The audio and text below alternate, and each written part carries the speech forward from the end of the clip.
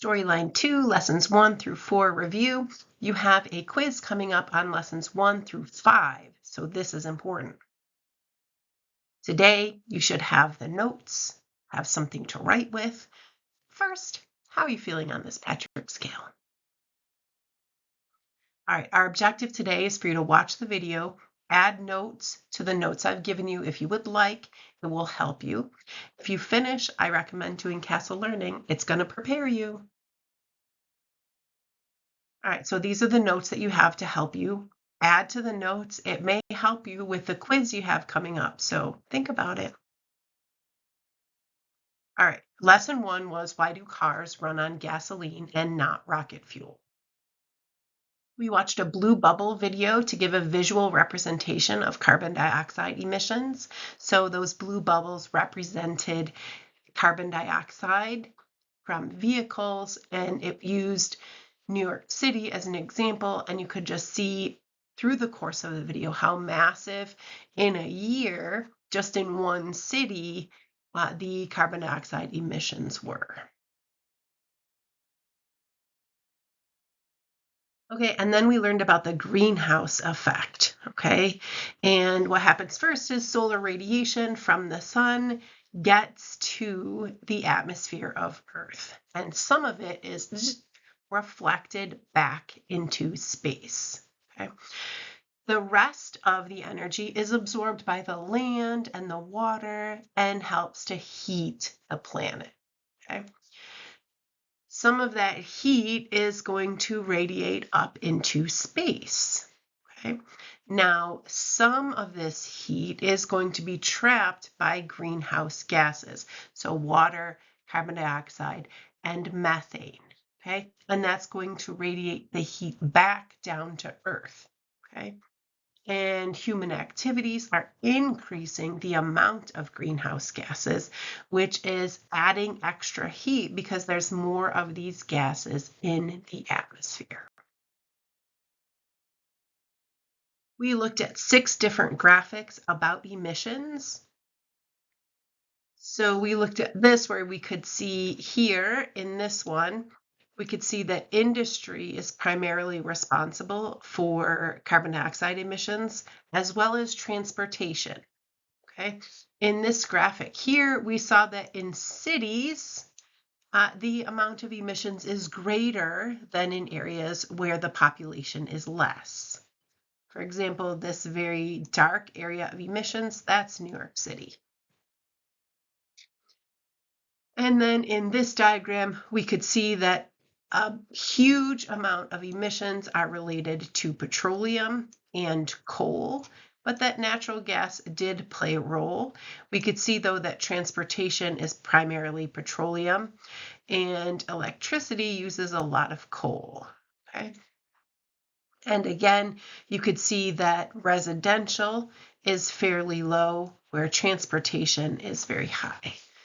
And then when we look at different car types, we can see that even battery operated electric are having CO2 emissions. It's just significantly less than a gasoline powered engine.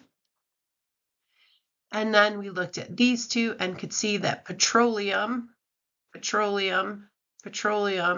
is responsible for almost all of the fuel energy sources. And then from this diagram, we could see that aside from hydrogen, right, this is kind of the oddball, all of these produce a similar-ish amount of energy and a similar-ish amount of emissions, but that hydrogen produces way more energy and far fewer, like 0 emissions of CO2. So we learned that the emissions are going up. We mostly use fossil fuels to power vehicles. Fossil fuels release carbon dioxide, and carbon dioxide is a greenhouse gas along with water and methane, and that hydrogen produces a lot more energy and does not release any greenhouse gases. We then read an article about hydrogen fuel. So this introduced combustion or burning reactions. And gasoline is a hydrocarbon fuel, meaning it contains hydrogen and carbon only. And burning it produces carbon dioxide and water. That's what happens in a combustion reaction. And combustion usually needs heat to get started. So it doesn't randomly happen. It needs something to jumpstart it. Hydrogen has the smallest atomic mass, and the combustion of hydrogen is green, meaning it does not release carbon dioxide. The exhaust is steam. But the article did mention something called taming hydrogen. So maybe that's why we don't use it more. In lesson 2, we went to the connection between energy you get from burning a fuel and moving a car or rocket. We looked at octane, a component in gasoline, and saw that it has 8 carbons. Something to think about. And then we looked at hydrogen. We modeled particles moving at high temperature and low temperature. Particles at high temperature are moving faster. They have more kinetic energy. And particles at low temperature are moving slower. We did a demonstration with a syringe of room temperature air placed in hot water and cold water. And when we put it in hot water, the particles of air in the syringe started moving faster, and then it moved the syringe up, and that happened relatively quickly. And then we put it into cold water. Eventually that syringe moved back down. That just happened a lot slower, but the particles were moving less quickly. So here's an example of an LOL diagram showing what is happening in a very simple way in room temperature air. So the room temperature air starts with a certain amount of energy. Energy from the hot water goes in. Okay, so that's the hot water. It goes in. Some of the energy is used to push up the syringe, so that energy goes out. But the air in the syringe ends up with more energy, more kinetic, in fact, because it has a higher temperature. But if we add up all the pieces, so if we look, this is 2 pieces, this is 4, this is 2, and this is 4. So we started with 2, 4 came in, so that's 6, but then 2 left, and then 4 were over here, so 6. So energy is conserved. So we learned that temperature is a measure of the average kinetic energy of the particles, and I told you that's a super important definition. Remember it. Thermal energy is the total energy associated with the movement of particles, and energy can be transferred and change form from one to another, but it cannot be created or destroyed. That is the law of conservation of energy. Energy can change forms, but cannot be created or destroyed. We watched a video of a 4-step car engine. That was super interesting and learned some things about how a car engine operates. We built an LOL model to show how energy was being transferred in the process. We started with kinetic, and this we determined was potential energy, stored energy in the gasoline. We had energy from the spark coming in, energy to move the piston going out, and increased kinetic because the temperature went up, and then our potential went down. In lesson 3, we looked at what is burning and how does it give us energy. So we looked at labels on gas pumps and saw things like octane, unleaded, diesel, ethanol. We looked at the molecules in gasoline and saw that the molecules in gasoline tended to be smaller than the molecules in diesel fuel, right? We also noticed that except for ethanol, there's the exception, all of the rest of them only have hydrogen and carbon, but ethanol has oxygen. We also noticed that they all ended their names in ANE, right? One of them had cyclo, and those carbons, look, they're connected in a circle. Okay?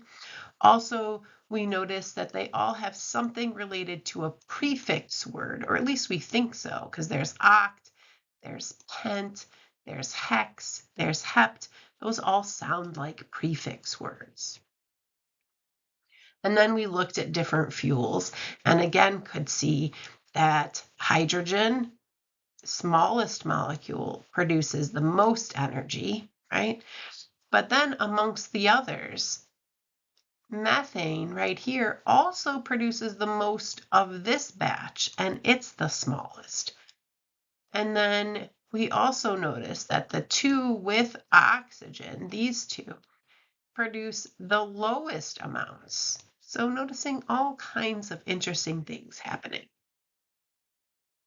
We did a demonstration with ethanol, so we burned it. And then we let it burn for a little while and then put a glass container on top of it and watched what happened. You can see that you see some condensation forming on the inside of the glass container as we are lowering it. And then as the lid closes on top, the flame goes out. We talked about physical changes and chemical changes. So physical changes meaning same molecules on both sides.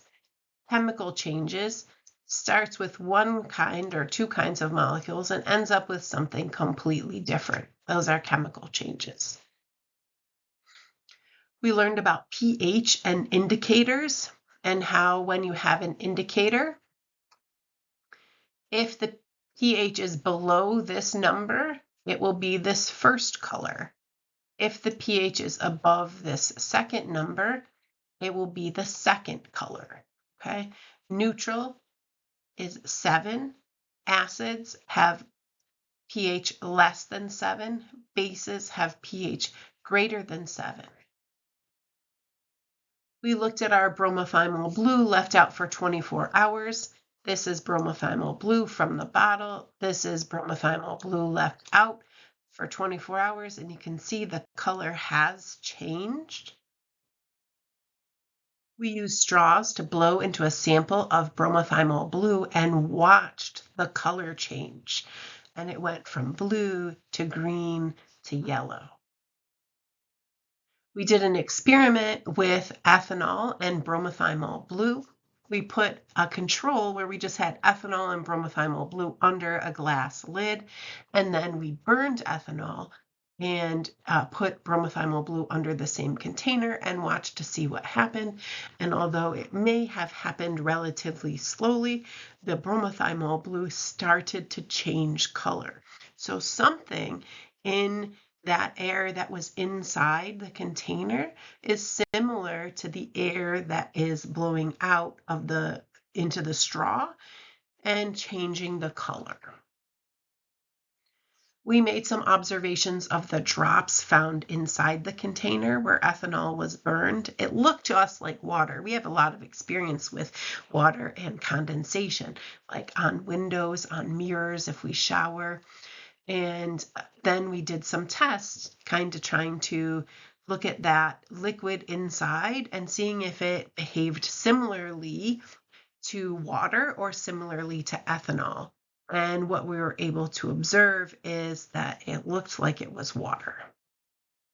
So we were testing to see if burning was a combustion reaction. We burned ethanol and used bromothiamyl blue to measure the relative amount of carbon dioxide. Carbon dioxide was produced when ethanol was burned, and we think it was water that formed on the glass when we burned ethanol. We learned about the parts of a reaction. So what's important is we have reactants on the left side. We have products on the right side. Okay, we have things that indicate states of matter. We have subscripts that indicate the number of atoms in the formula. And we have coefficients in the front that indicate the number of molecules. Okay. Now we learned about physical changes and how they are just the same chemical formula on both sides. In some way it just changed. Like here it goes from liquid to gas. Okay. And then we learned about chemical changes where the chemical formulas on one side are different from the chemical formulas on the other side. So the chemical formulas of the reactants and the products are different. New substances were formed. And then we looked at reactions when fuels burn in terms of emissions, in terms of energy, And then in terms of the number of atoms and talking about balancing equations. We looked at the molecules that we use in our bodies as fuel and noticed some similarities to the molecules in gasoline and other types of fuel. We looked at what happens in combustion in our bodies and noticed some of the similarities to combustion of ethanol. And then we watched a video about forest fires, and we learned that the trees were the fuel. We needed oxygen and a spark. We don't have a spark in our body, right? We had a spark when we combusted ethanol. We had a spark in a forest fire, but in our body, is it still combustion? So we compared what we start with, what we end with for these three kinds of burning fuel and noticed some similarities. We looked at different types of reactions, like there's combustion, but do all of those look like combustion? They certainly don't. So we started to wonder, could any kind of chemical reaction be used to fuel a car? Does it have to be combustion? And do all reactions end up releasing energy? So again, we talked about chemical reactions in our daily lives, things like digesting food, rotting fruit, photosynthesis, when milk gets sour, using a battery, okay? We watched a demonstration video of barium hydroxide and ammonium chloride. And when those two samples are mixed and stirred together, the temperature drops, and actually so much that is able to freeze a beaker to a block of wood. We did a safer but similar reaction with citric acid, baking soda, and water.